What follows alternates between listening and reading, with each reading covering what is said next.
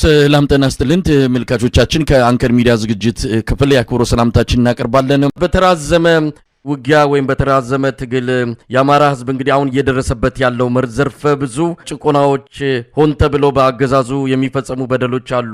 የእርዳታ እህል እንዳያገኝ፣ መድኃኒት እንዳያገኝ፣ ክልሉን በጭቆና ስር ማቆየት፣ ማድቀቅ ይሄ እንደ አንድ ስትራቴጂ ተወስዶ በተለይም ደግሞ ከፋኖች ለመነጠል ይህንን ዘዴ እየተጠቀመ ያለ መሆኑን ነው መረጃዎች የሚያመለክቱትና በእርግጥ ከጀመራችሁ ገና 2 ዓመት ነው። ብዙ ዓመት ትግል እንዳለው ልምድ እንዳለው ነው እየታገላችሁ ያላችሁት። ነገር ግን ከስርዓቱ ባህሪ አንጻር ስርዓቱ ከፈጠረው አጠቃላይ ጭቆና አንጻር በአማራ ህዝብ ላይ ሆን ብሎ ነገሮች ወደ ክልሉ እንዳይገቡ የኢኮኖሚ አውታሮችን በማውደም መሰረተ ልማቶችን በማውደም በእናንተ ላይ ህዝቡ እንዲማረርና በእናንተ ላይ እንዲነሳ ለማድረግ የተለያዩ ስራዎችን እየሰራ ይገኛል። ከዚህ አንጻርም ፍጥነት ያስፈልገዋል ብለው አስተያየት የሚሰጡ የእናንተን አዘገምተኛ ሂደት ነው ብለው እንደዚሁ ተመሳሳይ አስተያየት ለሚሰጡት ምናልባት ምላሻችሁ ምን ሊሆን ይችላል? ማለቅ አለበት ጦርነቱ፣ እሱ ግልጽ ጉዳይ ነው። ማለቅ አለበት፣ መጨረስ አለብን፣ ቶሎ ማሸነፍ አለብን። ምክንያቱም የህዝባችን ሰቆቃውም እንግልቱም ጠላት በሚለው ኃይል እየደረሰበት ያለ መገለል ከእርዳታ ከሕክምና ጀምሮ መቋረጦችን ለማስቆም ሲባል ማሸነፍ አለብን እንጂ ትግል ማቆም አለብን ግን ማለት አይደለም። እና አማራ ምን ያህል አመት ተሰርቶበታል? ይሄን ነው አንደኛ። ምን ያህል አመት ተሰርቶበታል? እንዳይደራጅ ምን ያህል አመት ተሰርቶበታል? እርስ በርሱ እንዳይግባባ ምን ያህል አመት ተሰርቶበታል? ምን ያህል ፈሰስ ተደርጎበታል? ሊያስቡ ሊያግባቡ የሚችሉ ማዕከል የምንላቸው ስንት አርበኞችን በምክንያትም ያለ ምክንያትም ማጠናል። ያ ነገር በአንዴ አይገነባም። ትግል ነው እኮ ጉዳዩ፣ ትግል ነው ስሙ ራሱ ትግል ነው። ትግል ደግሞ በአንድ ቀን ሊያልቅ የሚችል አይደለም። ቅድም አንስቼዋለሁ። ማለቅ ቢኖርበትም ግን ስራዎችን ሰርተን ስር ነቀል በሆነ መንገድ ለመላው ኢትዮጵያ የሚበጅ ስርዓተ መንግስትን መገንባት አለብን። በዚህ ደግሞ ሂደት ላይ ደግሞ በየዘርፉ የሰገሰጋቸው አስቸጋሪ ኃይሎች ስላሉ እነሱን ማንጣፈፍና በህዝብ አይን እንዲታዩ ማድረግ ያስፈልጋል። ለህዝብ ጆሮ ማሳየት ያስፈልጋልና እነዛ ስራዎች ተሰሩ መሻሻል ያስፈልጋል። በቃ ሰላም አማራ ሀሳብ ድጋፎች ገባቸው። ከዚያ ውጪ ረዘመ ልንል እንችላለን። እንደው እስኪ አንድ ነገር ላንሳ። ህወሓት ለምን ታግሎ ባወጣው ውጤት ጸረ አማራ የሆነ ዘመቻዎችን ማታገያ አላማው አማራ ጠላታችን ነው ብሎ የተነሳ ቢሆንም 17 ዓመት ታግሎ ነው ያሸነፈው። እኛ ለነጻነት የወሰደውን ያህል ጊዜ ሊወስድ ይችላል። እንዴት ልናሳጥረው እንችላለን? መግባባት ሁሉም አማራ ከመጠበቅ ይልቅ እያንዳንዱ የቻለውን ያክል ጠጠር በመወጥሮ ለማና ደራሚ ሰጠና አማራ ነጻነት ወጥቷል። ያልወጣው መታገል አለበት፣ ያልደገፈው መደገፍ አለበት። አይገባምም። ይሄን ምለው ባለቤት ስለሆነ የህዝብ አካል ስለሆኑ ህዝቡን የኔ አካል ስለሆነ ስለዚህ ሊረዝም ይችላል። ረዝሟልም፣ ግን 2 ዓመት ነው የቆየ ነው። በዚህ ትግል ሂደት ውስጥ እንዳልኩ 17 ዓመት ታግለዋል። ያውም ደግሞ እንደ ህዝብ ተለይተው ጥፋት ሳይታወጅባቸው ወይም ደግሞ መታገያ ሀሳባቸው ስልጣን ሆኖ። እኛ መታገያ ሀሳባችን ነጻነት ነው። መታገያ ሀሳባችን ህልውናችን ማረጋገጥ ነው። መታገያ ሀሳባችን ህልውናው አደጋ ላይ ሆኖ ተኛ ተብሎ ሲተኛ የኖረ ያን ያክል አስተሳሰቡ እንዲደክም የተሰራበትን ጫና የተሰራበትን ህዝብ ይዘን ነው። ስለዚህ እንዳይደራጅ ሳይፈቀድለት ብዙ ጫና ሲደረግበት የነበረ መደራጀትን፣ አብሮ መታገልን፣ መጽናትን እያስተማሩ ማሸነፍ ያስፈልጋልና ሂደቶች በዚህ መንገድ የረዘሙ ቢመስልም ይሄን ነው እንግዲህ አሁን ፖለቲከኞች ላይ የሚያሉ ሰዎች አጭር ሀሳብ አጭር ድል ከመጠበቅ ይመስለኛልና ይህን የሚሉትኝ ለእኔ መስራት ያለብንን ነገር እየሰራን እንዳለን ነገም መስራት የሚጠበቅብን ብዙ ዕዳ እንዳለ አቃለሁ። ያን እየተሰማኝ ነገም የምናሳካው ነገር ይኖራል ብዬ አስባለሁ። ረዘመ ሊባል ይችላል። ከህዝባችን ግፍ፣ መከራ፣ እንግልት ከሚደርስበት መድሎ አንጻር አዎ ረዝሟል፣ ግን ማሸነፍ አለብን። አርበኛ ሳሙኤል ምናልባት አንዱ እናንተን እንደማነቆ ሆኖ የሚጠቀሰው ነገር በመሃላችሁ ያለው አንድነት ክፍተት መፈጠሩ፣ በተለያዩ የፋኖ መዋቅሮች መሃል ያለው ወደ አንድነት ወደ መሰብሰብ አለመቻሉ አሁንም ሰሞኑንም የሚታዩ ነገሮች አሉና ይሄን እንደ አንድ ምክንያት እንደ ዋና ምክንያት ይጠቀሳል። በመሃላችሁ አንድነትን አለማምጣታችሁ፣ ስለ አንድ ዓላማ እየታገላችሁ ግን በተለያዩ መዋቅሮች ምክንያት ተፋጣችሁ እንደውም አንዳንድ ቦታ ላይ በተወሰነ ደረጃ የእርስ በርስም ነገር የሚመስሉ ነገሮች አሉ። ለማንኛውም ይሄ እንደ አንድ ወይም ዋነኛ ምክንያት መጠቀስ አይችልም? ይህንንስ ለመቅረፍ እየሰራችሁት ያለው ምን ያህል ውጤት እያመጣ ይገኛል? ሰሞኑን አንድ ግምገማ አድርጎ ነበር ጠላት እና በግምገማው ላይ ያደረገው ነገር ምንድን ነው? ለእኛ ሊሰሩ የሚችሉ ቃል በቃል ነው እንግዲህ ቅድም ምረቃ ላይ እያልኩት ነበረ። ለእኛ ሊሰሩ የሚችሉ የጽንፈኛ ኃይሎችን የተበጀተላቸውን በጀት ቶሎ ፈሰስ ማድረግ አለብን እያለ ገምግመዋል። እነዚህ ተላላኪ ጀነራሎቹ ከነ አረጋ ምናምን ጋር ሆነው ማለት ነውና ልክ ነው። አንድነቱ አለመሆኑ ነው። አሁን ጉዳዩ ምንድነው? እንደው የተወሰኑ መደናገሮች የገጠማቸው ወንድሞች እንዳሉ ይሰማኛል። ለአንድ ዓላማ እየታገላችሁ፣ አዎ መሬት ላይ የሚታገለው ፍጹም ለአንድ ዓላማ ነው የሚታገለው፣ ዋጋ የሚከፍለው፣ የሚደክመው ነገር ግን ካሁን በፊት በአንድም በሌላም መልክ የከሰሩ ፖለቲከኞች ተልዕኮ ያላቸው አካላት ፈልገው የገቡት ዓላማ ግን አጋጣሚውን የመጠቀም እንጂ የትግል መንፈስ የተነቃቃበት ቦታ ላይ ሄዶ መተከል እንጂ እውነት በትክክለኛ ለወጣንበት ዓላማ የወጡ አይደሉም። የነኛ ሰዎች ካሁን በፊት በሚዲያም በተለያየ መንገድ ያላቸው የስም ግንባታ ወንድሞቻችን የተወሰኑ አካላትን ብዥታ ፈጥሮ ከጎናቸው አሰልፏል። እሱ የፈጠረብን ነገር ነው። እውነት ነው።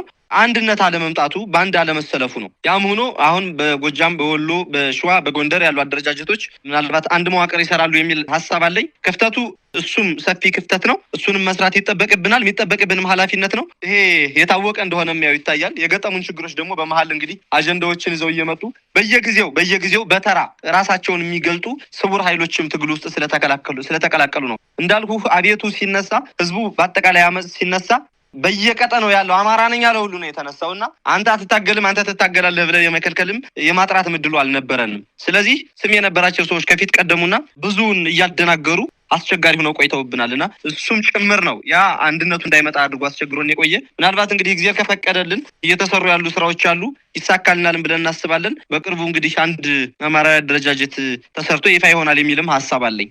እንግዲህ አርበኛ ሳሙኤል፣ ሌላው የአገዛዙ የፕሮፓጋንዳ ጉዳይ ነው። ሰሞኑንም ሌተናል ጀነራል ማመር ተሰማ የሰጡት ቃለ መጠይቅ አለ። እናንተን በጎጃምና በጎንደር ያሉትን የጽንፈኛ ኃይሎች በከፍተኛ ደረጃ ምንድነው ከጥቅም ውጭ አድርገናቸዋል፣ ወደ ንዑስ ሽፍታነት እንዲቀየሩ ተደርገዋል።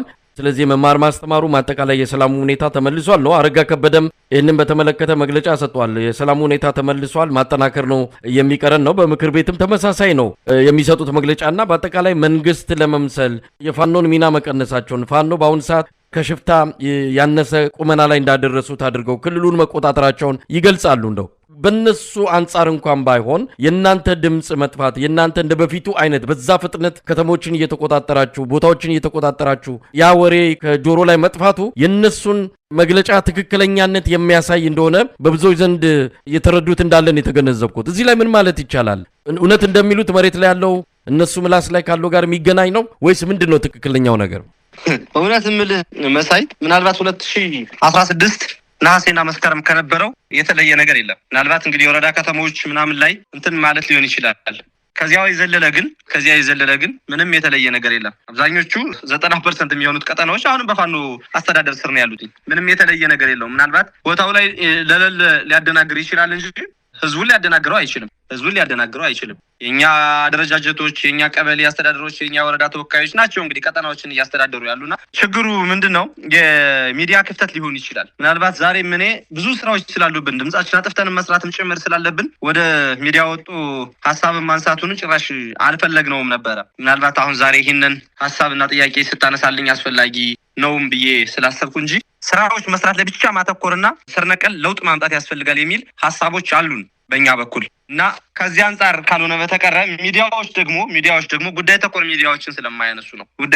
ሚዲያዎችን ስለማያነሱ የምር ትክክል አናሊሲስ እየሰሩ ለማህበረሰቡ ተደራሽ ስለማያደርጉ ሊመስል ይችላል እንጂ ይሄ ምንም እውነትነት የሌለው ነገር ነው። የት ላይ ነው የብልጽግና አስተዳደር በነጻነት ሊንቀሳቀስ የሚችልበት? ምናልባት አልፎ ወረዳ ከተማዎች ላይ ከተማዋ ላይ ብቻ ተቀምጧል። ከዛ ውጭ የዘለለ ነገር የለም። በወጣ ቁጥር ይመታል፣ በወጣ ቁጥር ይገጠማል። አንድ ወረዳ 30-40 ቀበሌ ቢኖረው አንድ ቀበሌ ላይ ሊቀመጥ ይችላል። የተከማቸ ኃይል ይዞ የቡድን መሳሪያዎችን ይዞ አንድ ቀበሌ ላይ ሊቀመጥ ይችላል። አንዲት ቀበሌ ወይም የወረዳዋ ቀበሌ መሀል ላይ ሊቀመጥ ይችላል። ያንን በተፈለገው ጊዜ እየተሄደ ጥቃት እንደሚደረስበት ይታወቃል። ከዚህ የተለየ ምንም ነገር ማድረግ አልቻለም። ምናልባት እንግዲህ ላለቆቻቸው ማስተላለፍ ፈለጉት ነገር ላየው የምችለው እንጂ ምክንያቱም ምንም የተለየ ነገር የለም። አምና ከነበረው ምንም የተለየ ነገር የለም። አሁን በመመዝነው እንግዲህ አርበኛ ሳሙኤል በመጨረሻ ምን መልእክት አላችሁ? ያው ትግሉ አሁን በዚህ ደረጃ ላይ ይገኛል። የኢትዮጵያ ሕዝብም እውነት ለመናገር የተለያዩ መልእክቶችን እየተቀበልን ነው። ከጂንካ አንስቶ አርባ ምንጭ እስከ ቤንች ማጂም በተለያዩ የኢትዮጵያ አቅጣጫዎች በደቡብም በምስራቅም በምዕራብም ያለው የፋኖን ትግል እንደ አንድ መስፈንጠሪያ ይጠቀሙታል። እንደው የት ሄደን አግኝተናቸው እንቀላቀል የሚሉ አሉ። በአንዳንድ ቦታዎች ላይም እንደዚሁ የፋኖ አደረጃጀቶች ከአማራ ክልል ውጭም እየተቋቋሙ እንዳለ እንሰማለን። እንደው መልእክት አላችሁ? በተለይ አሁን ወሳኝ ጊዜ ላይ ነው። አገዛዙም መዳከሙን ራሱ እየገለጸ ነው። በተለያየ መልኩም እየሰማን ነው። ምንም እንኳን አልፎ በፕሮፓጋንዳ ሌላ ነገር ቢናገሩም ውስጥ ለውስጥ የሚሰሙት ነገሮች አገዛዙ በከፍተኛ ወታደራዊና ፖለቲካዊ ቀውስ ውስጥ እንዳለ ነው። ስለዚህ ብዙ ነገሮች ወደፊት ይጠብቃቸዋልና መልእክት ምን አላችሁ? አመሰግናለሁ መሳይ። መጀመሪያ ደረጃ እንግዲህ በየቤቱ በየከተማው በየቀበሌው የዚህን ትግል አስፈላጊነት እያወቀ አዳኝ የሚጠብቀውን ማህበረሰባችን ወጣቶችን የዚህ ዘመን ታሪክ ተጋሪ እንዲሆኑ ጥሪ ማቅረብ ፈልጋለሁ። ትግል ነው አልጋ ባልጋ የማይሆን እንደሆነ ጠብቀው ዋጋ ከፍለው ተርበው ተጠምተው ውጤት ለማምጣት አስበው ወደ ትግል እንዲወጡ ጥሪ ማስተላለፍ እፈልጋለሁ። ምናልባት ሰኞ ወጣው ማክሰኞ ይገባሉ የሚለው የንቀት ቃል መተግበሪያ የሆነውም እንደው በታሪክ ተወቃሽም እንዳይሆን ጊዜው አይደለም። አሁን ጊዜው አይደለም። የምንቀመጥበት ጊዜ አይደለም። አሁን ወጣቱ ትውልድ አማራ ሆኖ ከቤት የሚቀመጥበት ጊዜ አይደለም። እውነት ለመናገር እንዳለበት የህልውና ስጋት ማለት ነው የሚቀመጥበት አሉባልታ የሚሰማበት ጊዜ አይደለም። ለማህበረሰቡ ማስተላለፈው መንግስት ፐርፐዝሊ ያሰራጫቸው ማህበረሰቡን እያዘረፈና እያስገደለ ወይም ወንጀል እያስፈጸመ እሱ በሚቀጥራቸው ግለሰቦች በውስጥ ደግሞ ይህን አደረገ የሚል የማሰላቸት ወሬ ሊያሰማራ ስለሚችል ስለሚያደርገውም ጭምር በተለይ ሚዲያ ሳተላይት ሚዲያም ዲጂታል የሆኑ ሚዲያዎችን በማያገኙ ቀጠናዎች ላይ አካባቢዎች ላይ ይህንን ስለሚሰራ ጆሮ እንዳይሰጥና ይልቁንም ታጋይነቱን የተለመደ ታጋይነቱን እንዲያሳይ ነው። ሌላው ከአማራ ክልልም ውጭ በየቀጠናው ያሉ በየዞኑ በየክልሉ ያሉት መነሳሳቶች ይሄን ትግል መጀመር መቻል አለባቸው ብዬ አስባለሁ። የአማራን ህዝብ ላይ ዛሬ የህልውና ስጋት የሆነው ስርዓት ነገ ለነሱ ስጋት የማይሆንበት ምንም ምክንያት የለም። ለሁሉም ኢትዮጵያ ምትበጅ ኢትዮጵያን መስራት ይገባናል ብዬ አስባለሁ። ያን አይነት ጥበቃ ማድረግ የሚችል መንግስት መስራት አለብን ብዬ አስባለሁ። ይሄ ደግሞ ብቻውን የአማራ ብቻ ኃላፊነት አይደለም ብዬ ነው የማስበው። የሁሉም ኢትዮጵያዊ ኃላፊነት ነው። ስለዚህ በፋኖነት መንፈስ በሀገር አዳኝነት መንፈስ ይሄን ጥቁር ፋሽስት የሆነ ስርዓት በመጣል የበኩላቸውን አስተዋጽኦ እንዲያበረክቱ ጥሪ አቀርባለሁ። ዋጋ እየተከፈለ ነው ትግል የሚደረገው ማህበረሰቡን ማንቃት ማታገል። ይሄን እንግዲህ የህልውና ትግል ፍሬ አፍርቶ ስር ነቀል በሆነ መንገድ ነቅሎ ለሀገር የሚበጅ ስርዓተ መንግስት መገንባት ስላለብን መነቃቃቶች ጥሩ ናቸው፣ ተበረታቶ መቀጠል አለበት የሚል መልእክት ማስተላለፍ ፈልጋለሁ። ወንድሜ በጣም ነው ማመሰግነው። አርበኛ ሳሙኤል ባለድል የአማራ ፋኖ አንድነት በጎንደር ምክትል ሰብሳቢና ወታደራዊ አዛዥ፣ በአንከር ሚዲያ ታዳሚው ስም ከልብ ነው ማመሰግነው። እግዚአብሔር ይስጥልኝ። እኔም አመሰግናለሁ ወንድሜ፣ እግዚአብሔር ይስጥልኝ። ፋኖ ስቲበል በተደጋጋሚ ህዝቡን ስታወያይ የተለያዩ ቪዲዮዎችንም ተመልክቻለሁ። አሁን አብይ አህመድ ምርጫ አካሂጃለሁ ብሏል። አማራ ክልል ምንም የተጓደለ የለም የሆኑ 8 ምርጫ ጣቢያዎች ካልሆኑ በስተቀር በአማራ ክልል የህዝብ ተወካዮች ምክር ቤትም የክልል ምክር ቤትም ምርጫ ተካሂዶ ውጤቱን በአሸናፊነት አጠናቀናል ብለው መንግስትን ይመሰርቱ የክልልም የፌዴራልም የተዘጋጁ ነው። እናንተ ደግሞ ብዙ አካባቢዎችን ተቆጣጥሯቸዋል። ይሄ ያልመረጠ ምን እያለ ነው? እንደው በአሁኑ ሰዓት ምርጫ ድምፅ አልሰጠም፣ ተወካዮቹን አልመረጠም። ነገር ግን በስሙ ሌላ አካባቢ የተመረጠ ይሁን የሚታወቅ ነገር የለም። በስሙ ግን ተወካዮች በክልልም ሆነ በህዝብ ተወካዮች ምክር ቤት ሊገቡ ነው። ህዝቡ ምን ይላል? አሁን ስታናግሯቸው ስታወያዩቸው በዚህ ወቅት ላይ እንደው አንድ መሰረታዊ ነገር እንድትይዝልኝ የምፈልገው አማራ ክልል ውስጥ 90% የሚያክለው ቀጠና የተቆጣጠረው ፋኖ ነው። ከዛ ውጪ አስፋልት ዳር ለዳር ያሉ ከተሞችን መከላከያ ሰራዊት ይዞ በመከላከያ ሰራዊት የታጀበ ምራር ነው ያለው። እንግዲህ ከተሞች ላይ ከዚህ ሁኔታ ተነስተህ ምን አይነት ምርጫ ሊካሄድ እንደሚችል መገመት በጣም ቀላል ነገር ነው። ከተሞችን ብንመለከት በፈለግን ሰዓት ላይ ገብተን የምንወጣባቸው ከተሞች ናቸው። ህዝቡን ብትመለከት ህዝቡ ምርጫነት ምን ሲያደርግ ነው የዋለው?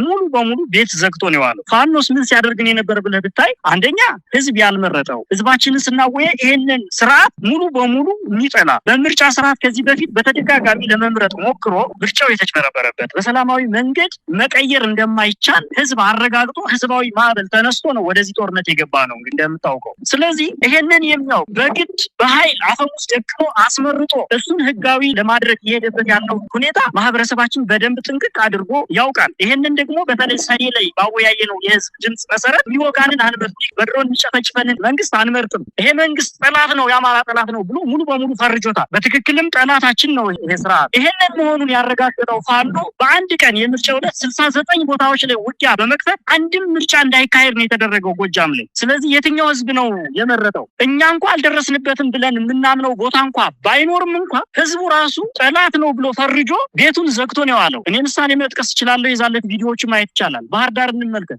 አንድ ምርጫ ጣቢያ ነው የነበረች። ደብረ ማርቆስ እንመልከት፣ አንድም ምርጫ ጣቢያ አልነበረም። ህዝቡ ሙሉ በሙሉ ቤቱን ዘግቶ ነው ያለው። ምክንያቱም የማይፈልገው ስርዓት ስለሆነ። ይሄን ስርዓት ተመረጥኩ ብሎ ቢል ነገ በድሮን ነው መልሱን የሚሰጠው። በድሮን እናቱን ነው የሚገድል፣ በድሮን ቤተሰቡን ነው የሚገድል፣ በድሮን እህሉን ቤቱን ነው የሚጨፈጭፈው። ይሄን ህዝብ አልመርጥም ብሎ ቤቱን ዘግቶ የነበረበት ሁኔታ ነው ያለው። ስለዚህ እየመከረም ያለው ለፓርላማ እቀመጣለሁ ያለው የራሱን አሻንጉሊት ለማስቀመጥና መንግስት መሰረታለሁ ብሎ ቀጣይ 5 ዓመቱን በራሱ መንገድ የተመረጥኩ ነኝ ብሎ ለዓለም መንግስታት ለማሳየት እንጂ ህዝቡማ መረረኝ ካለ ይሄው 8 ዓመት አልፎታል። ህዝቡማ በቀኝ ካለ ብሎ ከወጣ ሎጂስቲክም መረጃም ሁሉ ነገራችን ልብሳችን ዱርሳችን ሆኖ ሸፍኖ የያዘንማ ህዝቡ ነው። ስለዚህ በቃኝ ካለ ከአብይ አህመድ ጋር በጣም ብዙ ጊዜው ነው። ህዝቡም የሚለው ይሄንን ነው። በቃ ይሄ ስርዓት እንዲወገድለት ያለ የሌለ ነገሩን ድጋፍ እየሰጠን እየታገልን ያለ ነው በህዝብ አቅም እንጂ ፋኖ ምን አለው አምርቶ አዝምሮ እኮ አይደለም። ህዝባችን የያዘን የከተማው ህዝብም ከኛ ጋር ነው። ሙሉ በሙሉ በሚባል ደረጃ ዝጋ ስንለው ይዘጋል፣ መኪና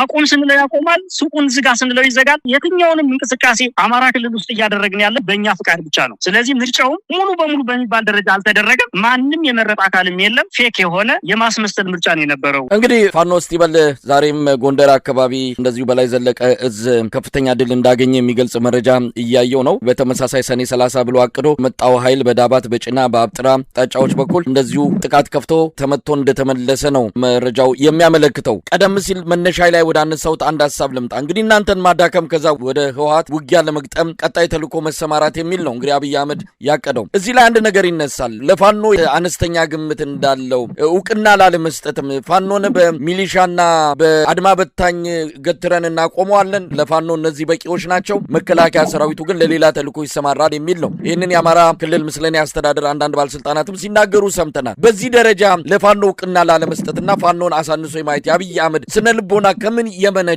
ነው? እውነት ፋኖ በዚህ ደረጃ ሊገለጽ የሚችል ነው ወይ? ፋኖ የተነሳበት የራሱ ዓላማ አለው። ዓላማውም እንደ ህዝብ የህልውና ትግል ገጥሞኛል፣ ስለዚህ ህልውናዬን ማስቀጠል አለብኝ የሚል ዓላማ ይዞ የመጣ ነው። አብይ አህመድ ደግሞ ምንድነው ዓላማው ካልከኝ አማራን ማጥፋት ነው። አማራን እንዳይጠፋ የሚታገለው ፋኖ አለ፣ ለማጥፋት የሚታገል ደግሞ አብይ አህመድ ስርዓት አለ። ስለዚህ እንዲጠፋ የተፈረጀበትን ህዝብ ለመታገል እውቅና ይሰጣል ብዬ አብይ አህመድ አላስብም። በፍጹም እንደዛ አይነት እውቅና ይሰጣል ብዬ አላስብም። በተግባር ግን 3 ዓመት ሙሉ አብይ አህመድ የአማራ ክልልን ቦታ 90% ሙሉ በሚባል ደረጃ ፋኖ ተቆጣጥሮት እንደሚገኝ እርግጥ ነው። ጀነራል ሳይቀር ኮሎኔሎች ሳይቀር የተደመሰሱበትን ቦታ በዚህ ልክ ተደራጅቶ በምሁራን ብቁ በሚባሉ አዋቂዎች ተደራጅቶ ያለን አካል እውቅና እንዲሰጠው አብይ አህመድ አይደለም የምፈልገው። ፋኖ እውቅና የሚያገኘው በክንዱ ነው። ፋኖ እውቅና የሚያገኘው ስልጣኑን በማስወገድ እንጂ አብይ አህመድ ስለናቀው ወይም ደግሞ አብይ አህመድ እውቅና ስላልሰጠው ምንም የሚቀርበት ነገር የለው። ይሄንን በተግባር ነው የምናሳየው። እንግዲህ 3 ዓመት ሙሉ በመደራጀት ራሳችንን ወደ አንድ ማዕቀፍ በማምጣት ጊዜ ፈጅተናል። ከዚህ በኋላ ግን አንድ ድርጅት መስርተናል። አፋብን የሚባል ድርጅት መስርተናል። ቀጣይ የሚሆነው እንግዲህ በጋራ አብይ አህመድን አቅሙን መገዳደርና ሙሉ በሙሉ ስልጣኑን መረከብ ይሆናል ማለት ነው። ይሄንን የማይፈልገው አማራ ተወካይ አለው፣ አማራ ሰው አለው፣ አማራ በብቁ ሁኔታ ተደራጅቷል ተብሎ እንዳይታመን። ምክንያት ደግሞ ካልከኝ አማራ የሌሎች ብሔር ብሔረሰቦችም ጭምር ተስፋ ስለሆነ ያ ተስፋ እንዳይታያቸው፣ ኦሮሞ እንዳይታየው፣ ቤንሻንጉሉ እንዳይታየው፣ ደቡቡ እንዳይታየው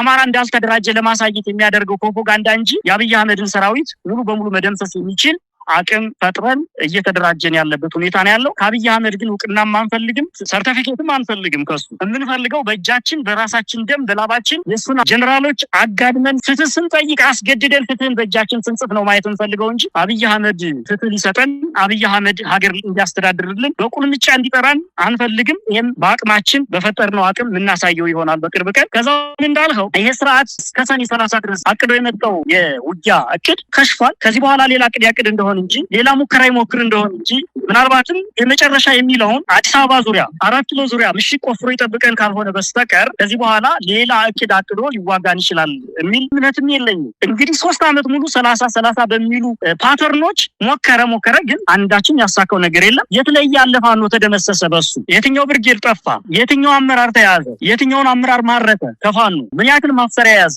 ፋኖ ምን ያክል ታጠቀ የሚለውን ነገር በሙሉ ተንትነን ብንመለከተው አብይ አህመድ ከፕሮፓጋንዳ የዘለለ ምንም አይነት እቅድ እያሳካ እንዳልሆነ ልነግርህ ፈልጋለሁ። ይሄ ደግሞ እየሆነ ያለው ዓላማችን እውነተኛ የሆነ የህዝብ ጥያቄ ይዘን ስለተነሳን፣ የተገፋ ህዝብ ስለሆነ፣ ለዚህ ደግሞ የሚሞት ሰራዊት ስለገነባን፣ ለዚህ የሚሞት አመራር ስለገነባን ይሄንን የአብይ አህመድ እቅድ ሙሉ በሙሉ እየደመሰስን እያጠፋን ያለበት ሁኔታ ነው ያለው። በሳይ በመጨረሻ ፋኖ እስቲበል ለህዝቡ የምታስተላልፉት መልእክት ካለ? ይሄ ክረምት ወሳኝ ጊዜ ነው የሚል ነው። አብይ አህመድም በዚህ ክረምት ጥቃት እንዳሰነዝሩ አስቀድሞ እናንተም ማዳከም በሚልም ነው ሰኔ 30ው ዘመቻ የተከፈተው። ያለፉትን 3 ዓመት ሂደታችሁን ገምግማችሁ በቀጣይ ስር ነቀል በሆነ መልኩ ከፍተኛ ወታደራዊ ዘመቻ የምታደርጉበት እንደሆነም በተለያየ መልኩ እንሰማለን። ለማንኛውም በመጨረሻ የምታስተላልፉት መልእክት ካለ? በዚህ በክረምቱ የአየር የበላይነት ነው አብይ አህመድ በፋኖ ላይ እየወሰደ ያለው። እሱን በተለያዩ መንገዶች እየተቋቋም ነው እንደሚገኝ ማንም ሰው ያውቃል። ነገር ግን እኔ ለህዝቡ አሁን ላስተላልፍ የምፈልገው ነገር ክረምት ነው። ክረምት ደግሞ ምቹ ሁኔታ ነው። ነው። እሱም ይሄን ያውቃል። በዚህ ውስጥ ሊደረጉ የሚችሉ በርካታ